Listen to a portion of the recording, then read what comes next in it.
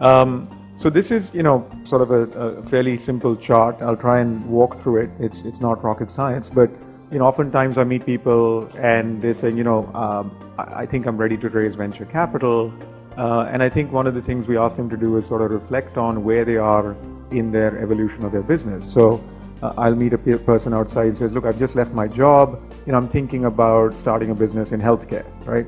Oftentimes that's what we call concept stage, right? The business is in his head.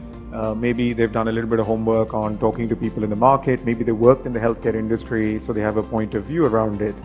And a lot of the conversation is around, look, here's what I think the high level opportunity is, right? From there on, we sort of move into, is this a real opportunity or not? And they start talking to customers, and they start talking to a few other employees and potential co-founders. And we sort of look at that and say, look, this feels like this is the feasibility stage. You've gone past saying, I have a dream. You're starting to take your baby steps forward, right? The third stage really moves into when, folks start to talk to institutional capital. So I'll overlay, just the stages of funding and the sources of funds below that.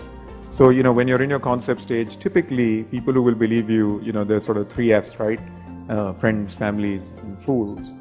So hopefully you can convince one of those 3 to back you. I think at the feasibility stage, we're now starting to see an ecosystem of seed stage investors. So Indian Angel, Mumbai Angels, there's a few other groups of people that have raised $5, $10, $15, $20 million. And they're really looking for companies that are at that, call it between concept and feasibility stage. Because what they will do with you is work you to a point where you're ready for venture capital, early stage VC, typically what we call the first institutional round. And then, from the time that you get VC money, really, what we're hoping to do is take a few risks off the table, right? So, can we see some revenues coming in? Is there a well-articulated business model? Are you able to build out your organization? And oftentimes, companies will come to us and say, look, I have a little bit of revenue, I'm not profitable, is that okay? It's absolutely fine, right? VCs don't necessarily look for profitability.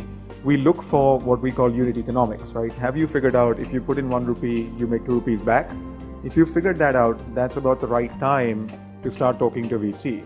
Because if you're going to ask me to take, the unit economic risk, then I think it's a different type of market context, and we might step back and say, look, is that a risk we understand, or would we rather have you go figure out the unit economics, right?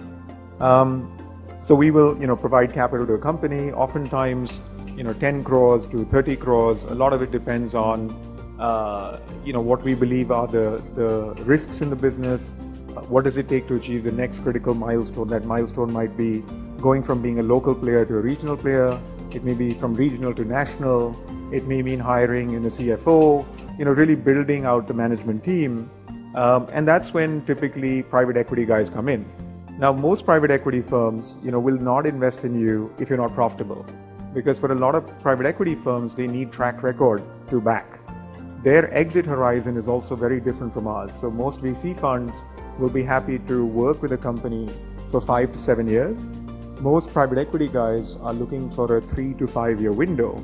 So you want to just be mindful of the fact that your company needs to be of a certain scale and at a certain size and profitable to attract private equity.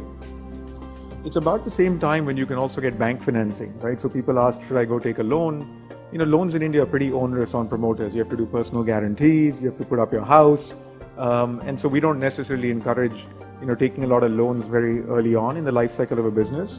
But when you do get to some track record, folks like Silicon Valley Bank that actually co-invest with us, but then there are also loans available along with private equity financing.